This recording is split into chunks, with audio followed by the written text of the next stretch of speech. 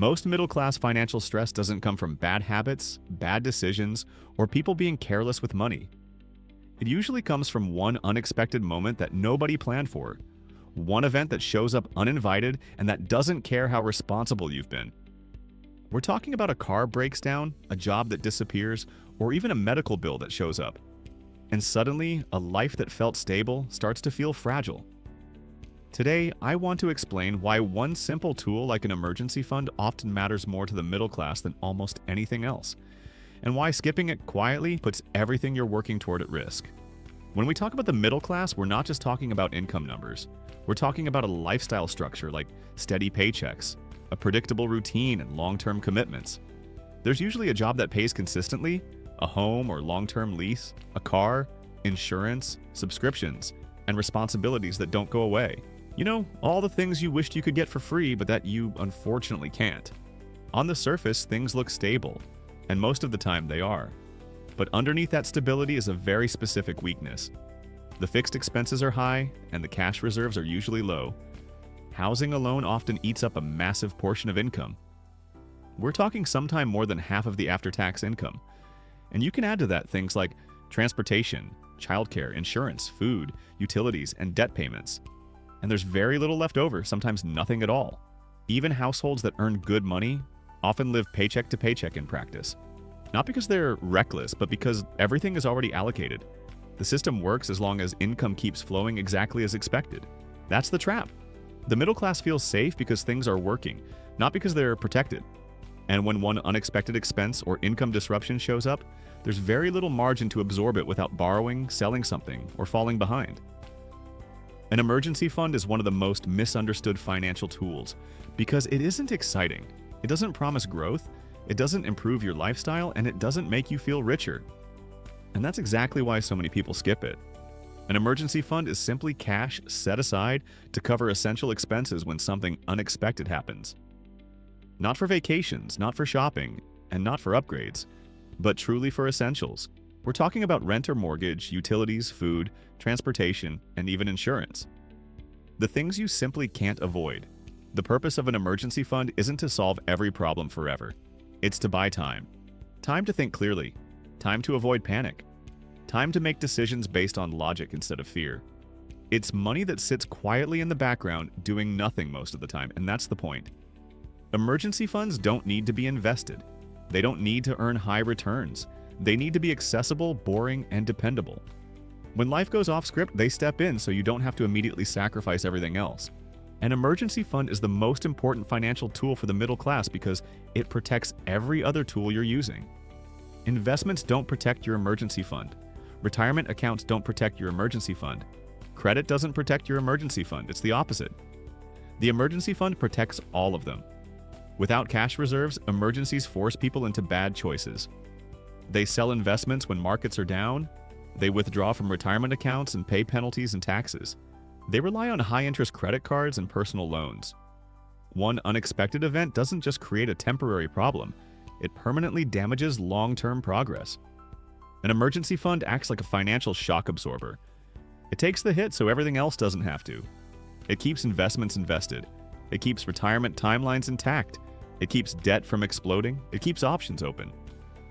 For most of the middle class, this matters more than maximizing returns or chasing optimization. Because growth only works if you can survive interruptions. Protection comes first and growth comes second. Without protection, even good financial strategies collapse under pressure.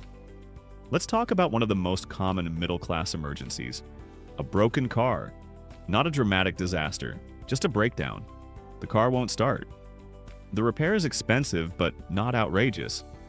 We're talking about a few $1,000s, maybe less. Without an emergency fund, this instantly becomes a crisis. You put it on a credit card, you delay the repair, you borrow money, maybe you miss work, maybe income drops. But stress shows up immediately and one problem starts triggering others. Late fees, interest, and anxiety. But with an emergency fund, the situation stays contained. You pay for the repair, you keep going to work, income continues and nothing else collapses. The emergency fund doesn't make the repair cheaper, but it prevents the domino effect. This is what emergency funds do best. They stop small emergencies from becoming big ones. And most middle-class financial crises don't start as huge disasters. They start as manageable problems that spiral because there's no cash buffer to absorb the shock. Now imagine a much bigger shock. A job loss. This is where emergency funds stop being helpful and start being life-changing. Without cash reserves, job loss creates panic almost immediately. Bills don't pause, housing costs don't stop. Pressure builds fast and people rush decisions. They accept the first job they can find, even if it's a bad fit, or pays less long-term. They drain retirement accounts. They stack debt just to survive.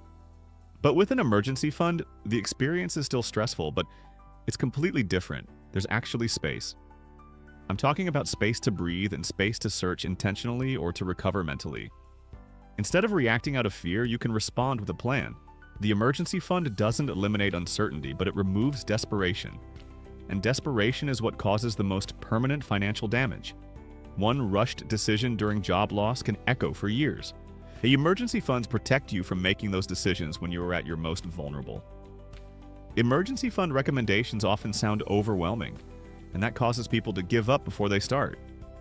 The key detail most people miss is that emergency funds are based on expenses, not income. The typical guideline is 1 to 6 months of essential living costs, not your full lifestyle, just what you need to survive and stay functional. Housing, food, utilities, transportation, insurance. For the middle class, even 1 month of expenses can dramatically reduce stress. 3 months creates real breathing room. 6 months provides strong protection against major disruptions.